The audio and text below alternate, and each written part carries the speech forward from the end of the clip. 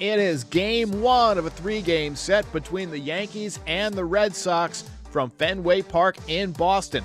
The Yankees will look to Domingo Germán, who nearly no-hit the Red Sox last season. How would it all shake out? My recap, your reactions, coming up next. This is Yankees Game Night.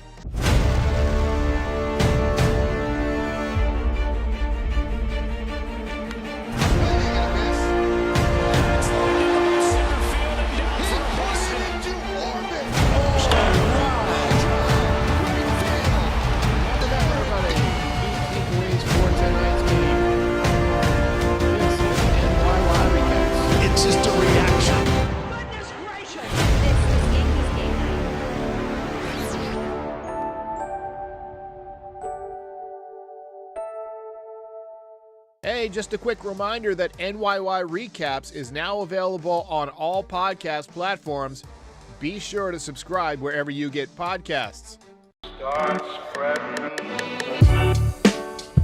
Tonight's game is brought to you by Manscaped, the world leader in male grooming products. Visit manscaped.com and use the code NYY Recaps at checkout for 20% off and free shipping. They've got everything from razors to body sprays to boxer shorts, and it's all great, and I vouch for them 100%. Visit manscaped.com, use the code NYY Recaps, 20% off and free shipping.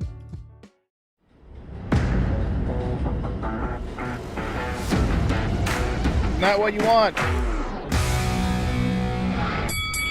How's it going, everybody?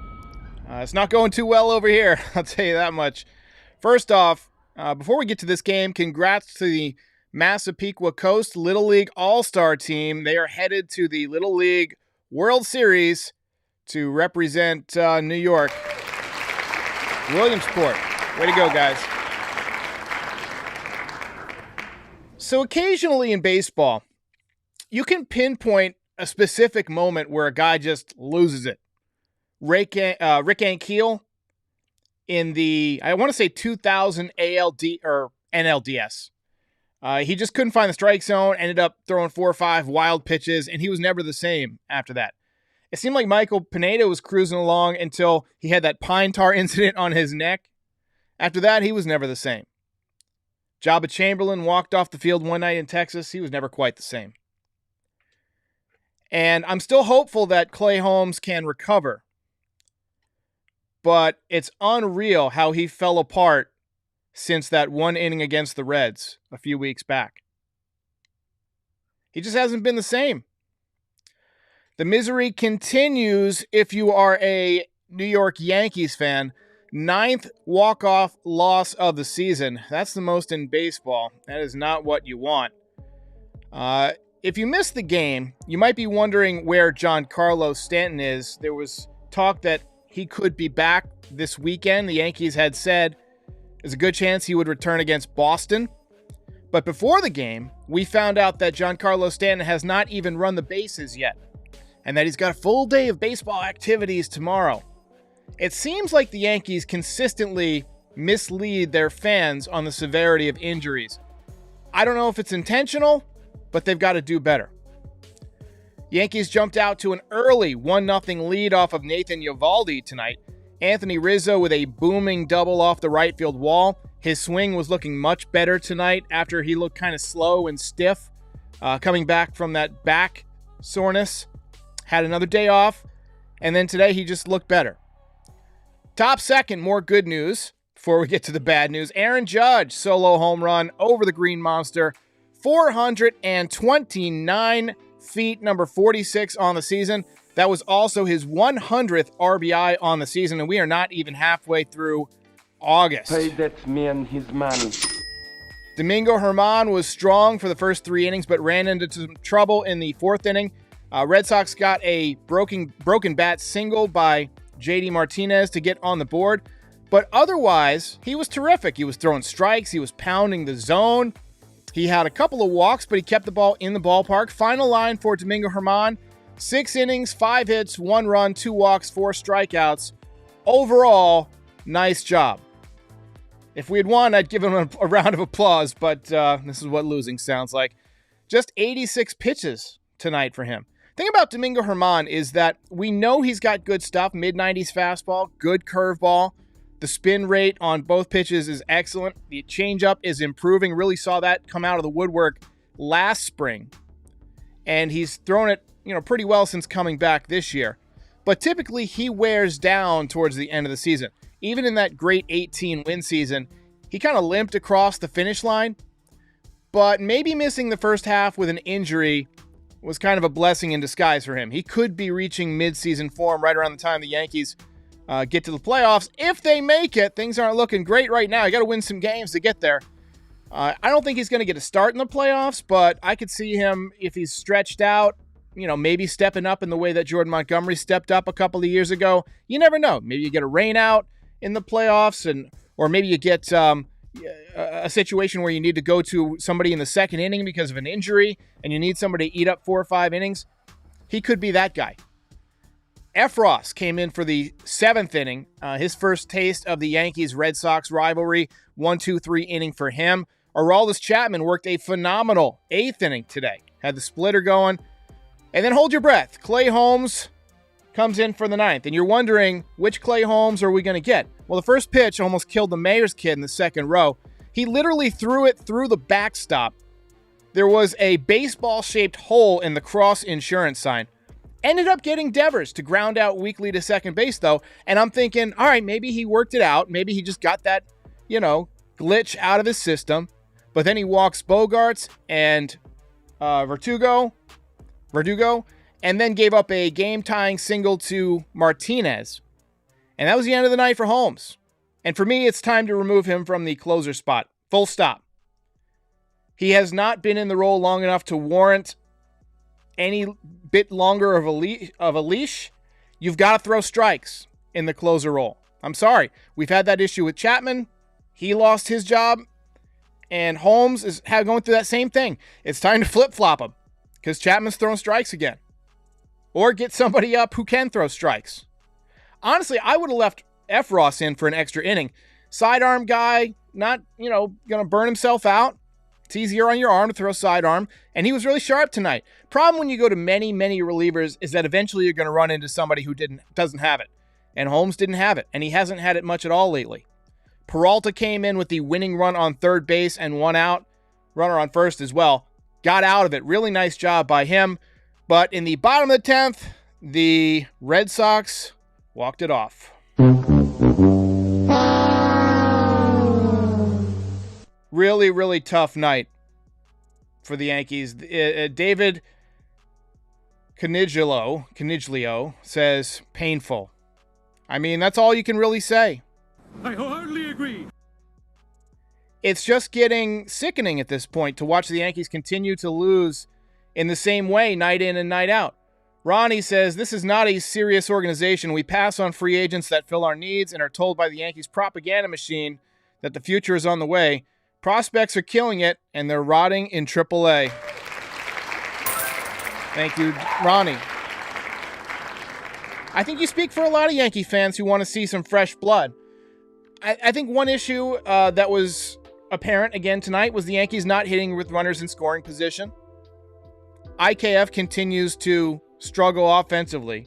And by the way, if any of you, I don't think my audience would do this, but if any of you are among the people that are giving his dad a hard time on Twitter, cut it out. The guy's a human being. He's having an adjustment period. He's not A-Rod. He's not Jeter. He's not that type of player. Just cut him some slack. Let's take a look at the box score here. Yo, Elvis says it's not a World Series team. Al, why do you guys have such hard names to say? Buono Nano says, we are witnessing a Yankees meltdown of epic proportions. Kobe Jeet says, Trevino is not good. I've watched enough Oakland games. Yikes. All right, so we're going to take a look at the... I'm actually going to shrink this a little bit because... hang on. It's too zoomed in, and I'm going to zoom out. There we go. All right. So Garrett Whitlock, former Yankee, gets the win. Yankees out-hit the Boston Red Sox tonight 9-8. Not that that matters. DJ goes 1 for 5. LeCastro came in a pinch run, did not score. He did advance to third, but he didn't score. Judge 1 for 2 with the home run, a couple of walks. He's walking a ton lately.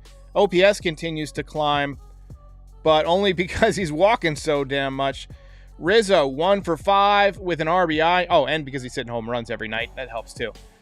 Donaldson 1 for 4. He hasn't looked good the last couple of days. Torres continues to look lost. He struck out in a key situation tonight. 0 for 5. Benintendi 1 for 4. He was hacking at the first pitch early in the game. First 2 at-bats, he swung at the first pitch, and that's not his game. He's a guy who's supposed to be, make you work the count a little bit. And then Trevino, 2 for 4 tonight, and Kiner Falefa 1 for 4. Hicks 1 for 4. Yankees only with 2 extra base hits, the double by Rizzo and the home run by Judge. And looking at the pitching staff, Herman did his job. Efros did his job. Chapman did his job. Which one of these is not like the others? Holmes, 5th blown save, 2 walks in a third of an inning and a hit. Remember when his ERA was 0.50? Well, you're seeing now why people don't have ERAs like that for a whole season. It's hard to keep it up. 2.39 now. Peralta goes 2/3 of an inning, and Trevino picks up his 7th loss, gives up 2 hits. One of them was a little nubber, but the second one was a rope down the line to walk it off.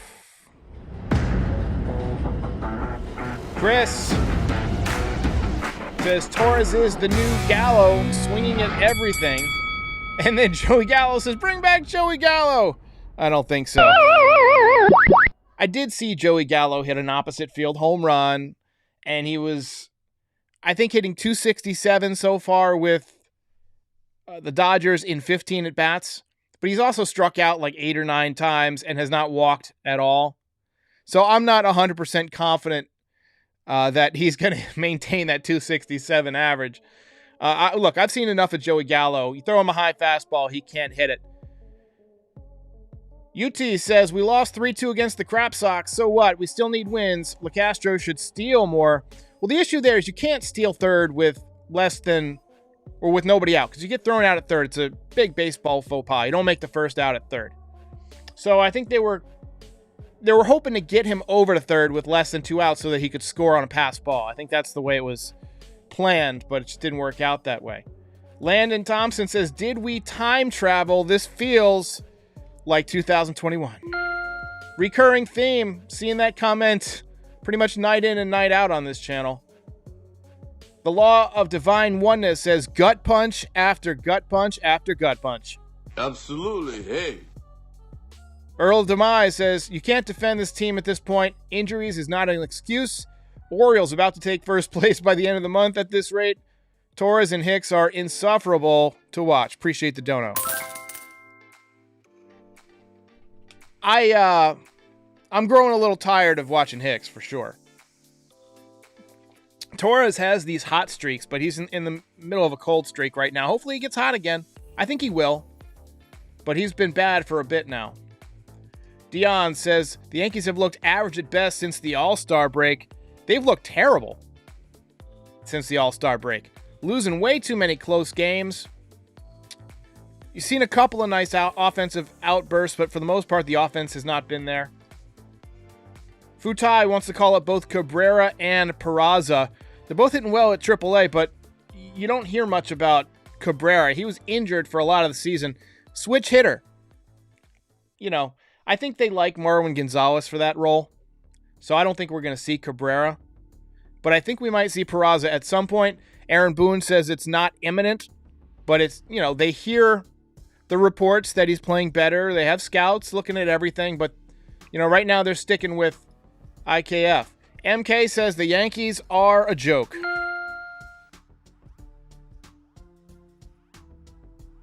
Let's see here. Yankees fan, but Nestor is king, says, stop hating on Herman, y'all. He's turned in 3 consecutive very good starts. Yeah, he's looked good. Mike the AC Merch says, this is the worst road trip I can remember. It's been miserable.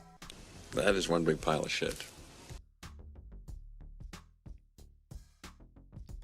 Ronnie says, maybe an unpopular opinion, but I'm batting Benny third and batting Rizzo fifth. Well, I think the reason that Rizzo is probably going to stay in the number 3 spot as opposed to Benny is just the more power that Rizzo has. He's got 27 home runs, and it gives you that extra shot at a 2 or 3 run home run in the first inning. I think the metrics will show that if you go up 2 or 3 runs in the first inning, you win a majority of the time. So they like having their home run bats up in the first inning. Gary Wanamaker says, Red Sox had a 14-game lead in August 1978 and lost the AL East. Come on, Yankees. Yeah, it's looking scary at this point. You're hearing the word collapse thrown out there a lot more. Angel Serrera says, Chapman put the voodoo on Holmes to get his job back.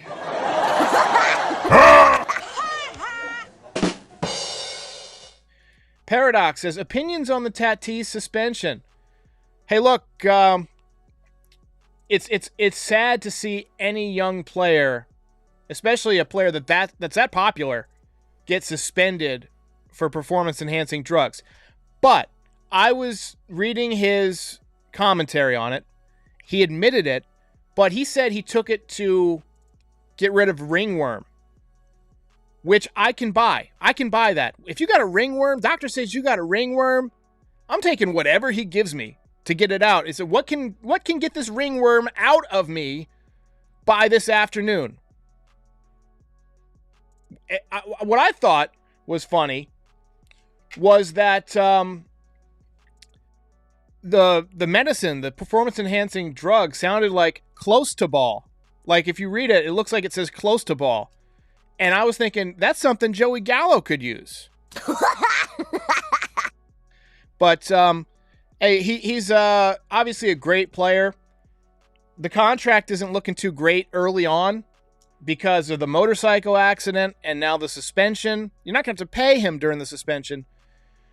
But a kid that's 23 years old and has had all these issues, essentially he's going to miss a full season now. What's that going to do to his development? He's young enough, I think it shouldn't be that big a deal, but it's sad to see.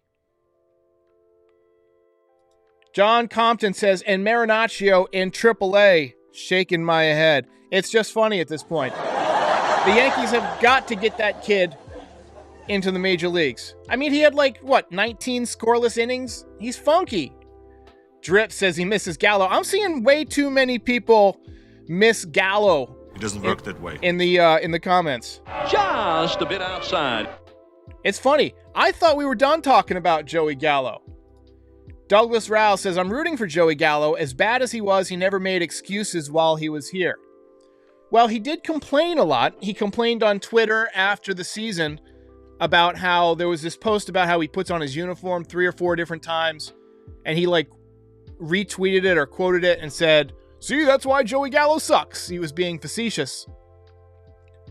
And then about a week before he got traded, he stopped shaving altogether, which, that's something we should talk about. Joey Gallo always looked to me like a guy who didn't feel comfortable in his own skin. And, a lot of people, if you don't let them look the way they feel comfortable, especially a guy who's as quirky and odd as Joey Gallo, I mean, who puts their uniform on 3 times? If somebody does that, that's an observable quirk into their personality. You can see that they've got some eccentricities. And if you force this guy to take on an image that he's not comfortable with, of course he's not going to, play like it's no big deal. I think it's time to retire that facial hair rule. I think that letting people have well-kept beards. I mean, look at this. This is low. It doesn't affect my podcasting to have a beard. I can't imagine why it would affect a baseball player. Michael Rubio says Benny, Judge, DJ Stanton, Rizzo. See, the issue there is that you have 3 righties in a row, right? So you bring in a sidearm righty to face Judge, DJ, and Stanton. And I like that, you got a couple of lefty options now. So I would say put them between the right-handed hitters just to make it tougher on the relief pitchers. But I appreciate it. Chris Powell says, missing Gallo, I miss Mike King. I wholeheartedly agree. He's been gone a few weeks now. Gone. I talk about it like he's freaking dead. He's been on the IL for a few weeks, and he still leads the American League in F-WAR for a pitcher. That's a shout-out to Max Goodman, who posted that tweet. Another big dono from the Earl of Demise. He's done it again. Says we're going to make the postseason by one game on the last day of play. That's exactly what happened last year. And then Judge will walk in the offseason. Chapman will get extended for 20 years. Oh, man. I think he pretty much nailed the way that fans are feeling right now. Kelly Davis says, too many in the back half of the lineup just not producing. Just content to be carried on Judge's shoulders. I wholeheartedly agree. I don't know if they're content, but they're definitely not producing. I agree with you. We got to get more production in this lineup. Bob Trambly with the $5 dono. Appreciate that. Samantha T says, if it was prescribed by a real doctor for a real condition, baseball wouldn't have suspended him. That's fair. That's fair. I didn't think about it that way. I didn't think about it that way. I guess he had Dr. Ronnie giving him the... Hi, Dr. Nick. MG says, all this talk about prepping for October, got to finish the season first, but watching the captain documentary, we got to play to win every day. That was Jeter's mentality. Jocelyn Cooper says, pay that man his money. Pay that man his money. Kelly also says, Torres in his all too usual funk. He's been very streaky this year. We got a couple of guys who are pretty streaky. I think Rizzo has been very streaky. He was red hot in April, stunk up the joint in May, pretty good in June and July. Giancarlo Stanton, another guy who he'll be red hot for a while and then get ice cold. And then you got guys who have mini hot streaks sandwiched in between really long cold streaks. Donaldson, Hicks. And then Isaiah Kiner-Falefa, he's pretty consistent at getting like one hit a day for 4 or 5 days in a row. Then he'll take an offer. Then one hit again 4 or 5 days in a row. That's how he compiles like 100 plus hits.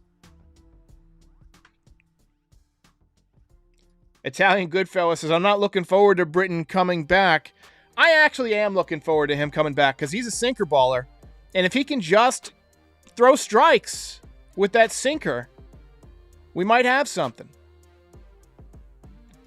Chris says, Tatis Jr.'s ringworm is the closest thing they'll get to getting a ring. I like it. Bob Trambly says, Glaber needs to go back to right field. That's the correct answer. When he gets into pull mode, and if you watch him right now, he's trying to pull everything. You can tell the way he's exploding those hips through the zone, trying to open up on everything, even if it's on the outer part of the plate, and he'll foul him back. When he's taking the ball to right field, same thing with Donaldson.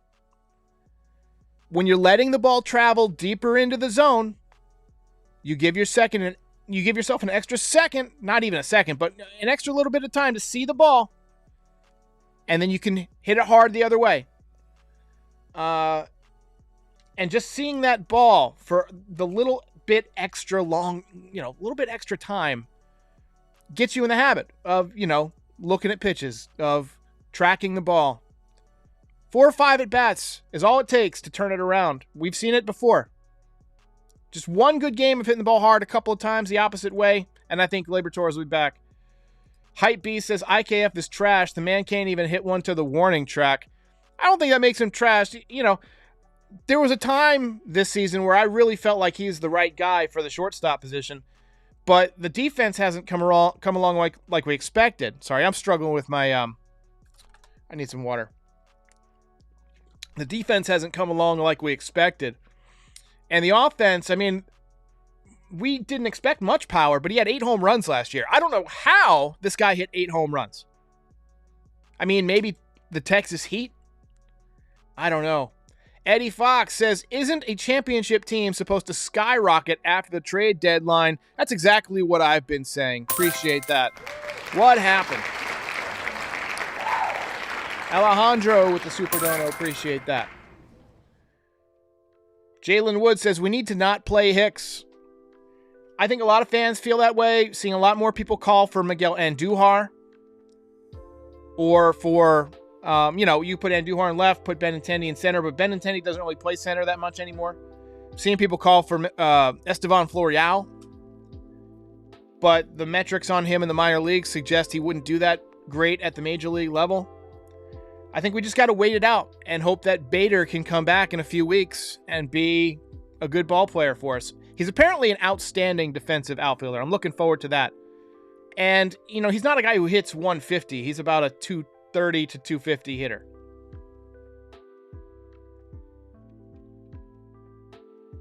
Landon Thompson says, Derek comes out of retirement to replace Holmes in the bullpen.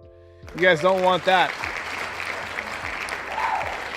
My ball sinks because of gravity, not because of any kind of spin. You know what? I got a bad right shoulder, and today I actually hurt my left shoulder getting off the couch. That's what it's like to get old. Just a bit outside. UT says, what about IKF as a leadoff hitter? Doesn't see enough pitches. He swings at the first pitch almost every time. Sweaty Pits says, the Gallo curse. Man, I hope not. Oh, yes. I hate this. It is revolting. Junior Karoma says, what a terrible loss. And I agree. I wholeheartedly agree. All right, a couple more comments, and then we'll call it a night.